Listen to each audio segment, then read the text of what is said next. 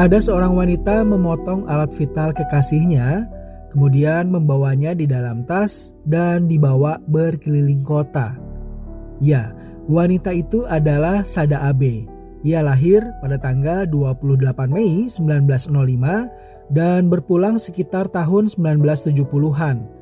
Ia adalah seorang wanita Jepang yang dikenal karena mencekik kekasihnya Kichizo Ishida hingga tewas ketika mereka sedang beradu mekanik pada tanggal 18 Mei 1936. Kejadian ini kemudian menjadi berita menghebohkan di Jepang dan mengundang banyak seniman seperti novelis juga pembuat film untuk menginterpretasikan kisah tersebut ke dalam sebuah karya. Nah, sebelum kita bahas kronologi Sada Abe ini, mari kita cari tahu tentang latar belakang keluarganya terlebih dahulu. Sada Abe adalah anak ketujuh dari 8 bersaudara dari pasangan Shigeyoshi Abe dan Katsu Abe, sebuah keluarga pembuat tikar tatami kelas menengah ke atas di lingkungan Kanda, Tokyo.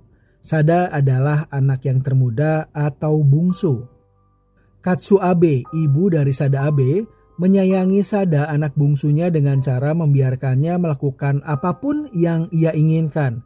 Bahkan ibunya mendorong Sada Abe untuk mengambil pelajaran menyanyi dan memainkan samisen, kedua kegiatan yang pada saat itu lebih terkait erat dengan geisha dan pelacur.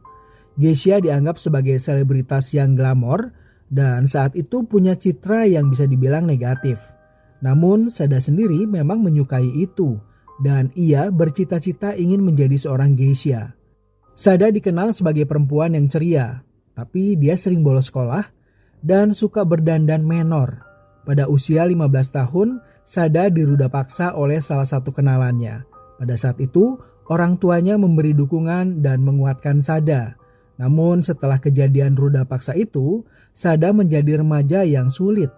Ia menjadi lebih tidak bertanggung jawab dan tidak terkendali.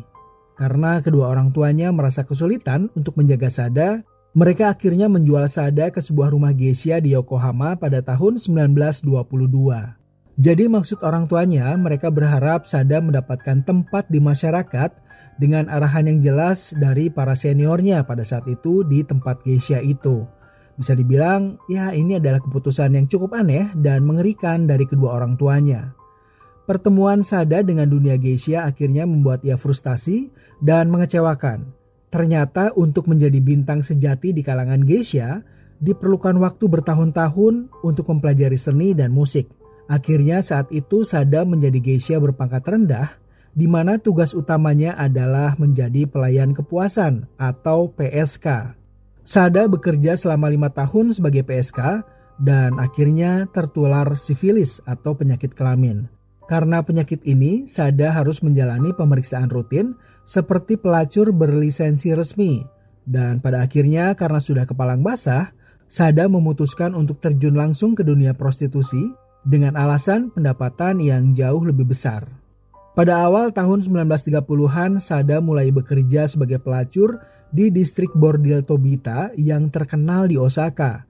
Tetapi segera mendapatkan reputasi buruk, yaitu sebagai pembuat masalah. Dia mencuri uang dari klien dan berusaha meninggalkan rumah bordil beberapa kali, namun gagal. Setelah 2 tahun, Sada akhirnya berhasil lolos dan mulai bekerja sebagai pelayan. Namun Sada tidak puas dengan penghasilannya sebagai pelayan. Ia kemudian bekerja lagi sebagai seorang pelacur. Ia mulai bekerja di rumah bordil Osaka pada tahun 1932. Ibunya meninggal pada Januari 1933 dan saat itu Sada pergi ke Tokyo untuk mengunjungi ayahnya yang masih hidup sekaligus mengunjungi makam ibunya. Sada kemudian masuk ke pasar prostitusi di Tokyo dan menjadi gundik di sana untuk pertama kalinya. Ketika ayahnya jatuh sakit pada Januari 1934, Sada merawatnya selama 10 hari sampai kematiannya. Kemudian pada bulan Oktober 1934 atau sekitar 7 bulan setelah kepergian ayahnya, Sada Abe ditangkap dalam penggerebekan polisi di rumah bordil tempat ia bekerja karena ia adalah seorang PSK yang tanda kutip tak berizin. Jadi pada saat itu di Jepang, PSK diwajibkan memiliki izin usaha sebagai wanita penghibur. Kinosuke Kasahara, seorang teman pemilik rumah bordil itu, mengatur agar Sada bisa dibebaskan. Jadi sebetulnya Kasahara ini tertarik kepada Sada. Dan kemudian setelah ia berhasil melobi-lobi Sada, Kasahara dan Sada menjadi sepasang kekasih. Kasahara kemudian mendirikan rumah untuk Sada pada tanggal 20 Desember 1934 dan kemudian memberinya uang. Dalam kesaksian Kasahara ke polisi kemudian, ia mengatakan kalau Sada adalah wanita yang sangat kuat. Mungkin lebih tepatnya wanita hyper. Sada tidak akan puas jika melakukan hubungan hanya 1 kali dalam semalam. Ia ingin melakukan itu sebanyak mungkin. Bisa 2, 3, bahkan 4 kali dalam semalam. Kemudian Kasahara menceritakan kebiasaan Sada yang cukup aneh. Yaitu Kasahara diharuskan memegang bagian pribadi dari Sada sepanjang malam. Masih dalam kesaksian Kasahara, ia menyatakan bahwa hal itu, yaitu memegang bagian pribadi dari Sada, awalnya merupakan hal yang menyenangkan. Namun setelah beberapa minggu, itu menjadi hal yang sangat melelahkan. Kasahara sendiri sebetulnya sudah memiliki istri. Ya, ia berselingkuh pada saat itu. Kemudian Sada akhirnya meminta kepada Kasahara untuk menceraikan istrinya. Namun Kasahara menolak. Lalu Sada meminta izin kepada Kasahara untuk memiliki kekasih baru. Ya, terang saja Kasahara merasa keberatan. Akhirnya Sada yang sudah merasa kebingungan memilih untuk mengakhiri hubungan mereka dan memulai kehidupan yang baru di Nagoya agar Sada dan Kasahara terhindar dari pertemuan. Pada tahun 1935 di Nagoya, Sada sudah berniat untuk meninggalkan dunia prostitusi. Maka ia bekerja sebagai pelayan di sebuah restoran. Namun di restoran itu ia segera terlibat asmara dengan seorang pelanggan yang bernama Goro Omiya. Ia adalah seorang profesor dan bankir. Namun manajemen restoran tidak mengizinkan pelayannya untuk berhubungan dengan pelanggan. Sada kemudian memutuskan untuk kembali ke Tokyo pada bulan Juni. Sedangkan kekasihnya, Omiya, tetap berhubungan dengan Sada dengan cara ia datang ke Tokyo dan menyarankan Sada untuk bekerja magang di sebuah restoran. Bahkan Omiya pun memberikan sedikit modal jikalau Sada ingin memulai bisnis kecil-kecilannya sendiri. Dan setelah kembali ke Tokyo, Sada memilih untuk bekerja magang di Yoshidaya pada tanggal 1 Februari 1936. Pemilik tempat ini adalah Kichizo Ishida yang pada saat itu berusia 42 tahun. Ishida sendiri sebenarnya tidak banyak membantu menjalankan restorannya karena sebagian besar dikelola oleh sang istri. Dan seperti biasa, karena pesona Sada Abe yang begitu kuat, tidak butuh waktu lama Ishida sang bos mulai mendekatinya. Walaupun pada saat itu Omiya sang kekasih masih berhubungan dengan Sada Abe. Namun faktanya, Omiya kekasih Sada memang tidak pernah sanggup memberikannya kepuasan.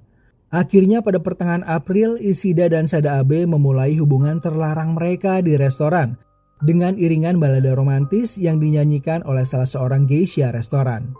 Pada tanggal 23 April 1936, Sada dan Ishida bertemu di kedai daerah Shibuya. Mereka sudah merencanakan hubungan asmara singkat ini. Dan benar saja, pasangan ini tidak meninggalkan tempat tidur selama 4 hari berturut-turut. Pada malam tanggal 27 April 1936, mereka pindah ke kedai teh lain di lingkungan Futako Tamagawa. Di sini mereka terus minum dan bercumbu, terkadang diiringi dengan nyanyian geisha. Bahkan mereka akan terus bercumbu saat pelayan memasuki ruangan untuk menuangkan sake. Mereka selanjutnya berpindah tempat lagi ke lingkungan Ogu. Jadi total sekitar 16 hari Sada dan Ishida bersama-sama. Wow. Dalam kesaksiannya, Sada mengatakan jika ia memang sangat mencintai Ishida, yang notabene adalah suami orang lain. Sada Abe mengatakan sepertinya tak ada hal buruk tentang penampilannya, sikapnya, keahliannya dalam tanda kutip sebagai seorang pasangan kekasih, kemudian cara dia mengungkapkan perasaan. Sada Abe belum pernah bertemu pria yang seperti Ishida, ucapnya. Setelah mereka bersama-sama, akhirnya Ishida harus kembali ke rumah dan kepada istrinya. Sada Abe menjadi gelisah dan mulai minum berlebihan. Dia mengklaim bahwa Ishida adalah cinta pertama dalam hidupnya. Sada begitu cemburu dan membayangkan Ishida kembali bersama istrinya. Sada yang pada saat itu kalut dan patah hati, memikirkan cara untuk bisa memiliki Ishida sepenuhnya tanpa perlu berbagi dengan siapapun. Sada Abe kemudian memikirkan hal gila.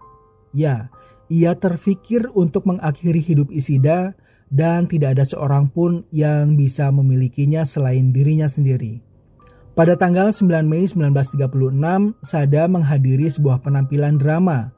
Di salah satu adegan drama itu, dikisahkan seorang geisha yang sedang menyerang kekasihnya dengan pisau besar. Dan Sada terinspirasi dengan adegan itu. Kemudian pada tanggal 11 Mei 1936, Sada menggadaikan sebagian pakaiannya dan menggunakan uang itu untuk membeli sushi dan pisau dapur. Sada Abe kemudian bertemu dengan Ishida, dan saat mereka bertemu, Sada berakting bak seorang perempuan jagoan. Sada mengeluarkan pisau yang baru saja ia beli dan seolah-olah ia sedang mengancam Ishida. Sada menodongkan pisau itu ke arah Ishida sambil memaki-makinya. Katanya Ishida sebetulnya terlihat ngeri. Namun di sisi lain, ia menikmati sensasi berbeda dari perjumpaan kali ini. Akhirnya Ishida dan Abe kembali ke Ogu.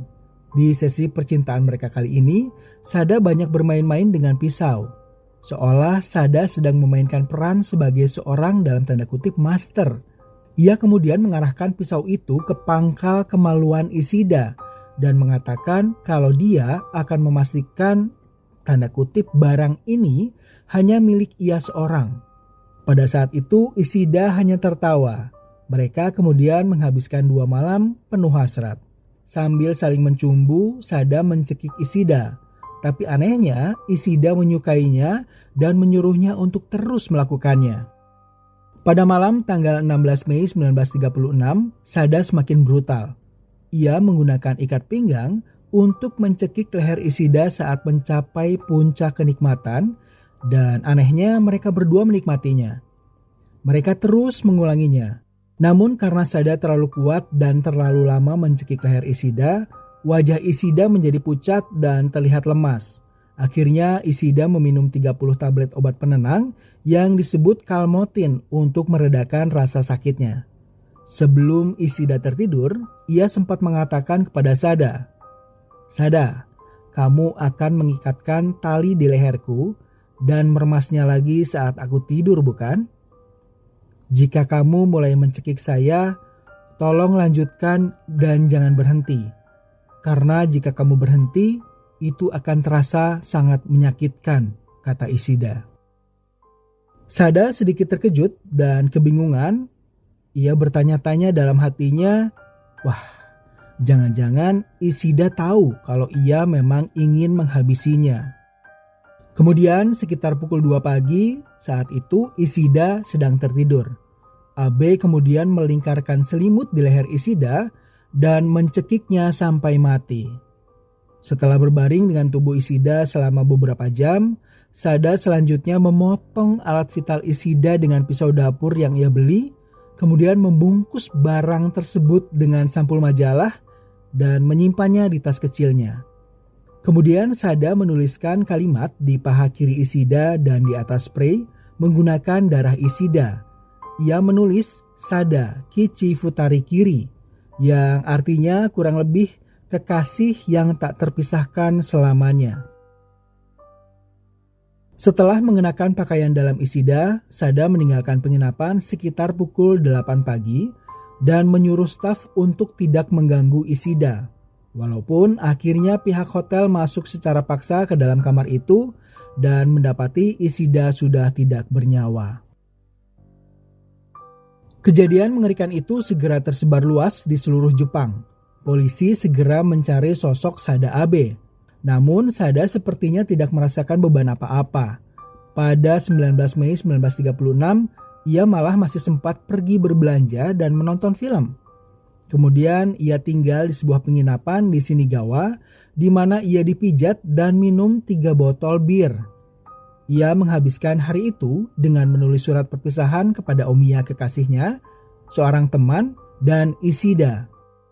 Ia berencana untuk mengakhiri hidupnya 1 minggu setelah pembunuhan itu dengan cara melompat dari tebing di Gunung Ikoma sambil berpegangan pada alat vital milik Ishida yang sudah ia potong. Penyelidikan polisi berlanjut. Di suatu hari pada pukul 4 sore, detektif polisi curiga dengan nama samaran yang didaftarkan Sada di tempatnya menginap. Mereka kemudian datang ke kamarnya untuk melakukan pemeriksaan. Tapi dengan santainya, Sada berkata kepada para petugas polisi itu, "Jangan terlalu formal. Kamu sedang mencari Sada Abe kan?" "Itu aku." "Ya, aku Sada Abe." Mendengar kesaksian itu, polisi malah semakin bingung. Polisi merasa tidak yakin kalau Sada Abe yang dimaksud adalah Sada yang saat ini ada di hadapan mereka. Namun anehnya, Sada malah meyakinkan polisi dengan cara memperlihatkan alat vital Ishida yang sudah ia potong sebagai alat bukti. Sada kemudian ditangkap dan diinterogasi polisi. Petugas interogasi dikejutkan oleh sikap Sada ketika ditanya mengapa ia menghabisi Ishida. Dengan semangat dan mata berbinar, Sada menjawab, "Aku sangat mencintainya. Aku menginginkannya untuk diriku sendiri.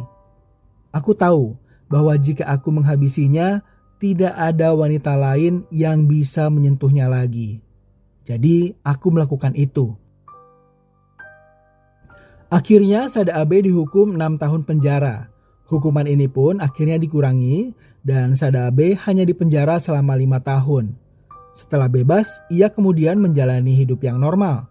Bahkan Sada Abe sempat menulis autobiografi. Akhirnya Sada kembali bekerja sebagai pelayan. Lalu kemudian pada tahun 1970, ia menghilang begitu saja dari publik. Cinta merupakan hal yang positif. Namun apapun itu, ketika sudah berlebihan maka akan menjadi hal yang buruk. Terima kasih untuk yang sudah menyimak. Semoga kita bisa berjumpa di video yang lainnya. Bye-bye.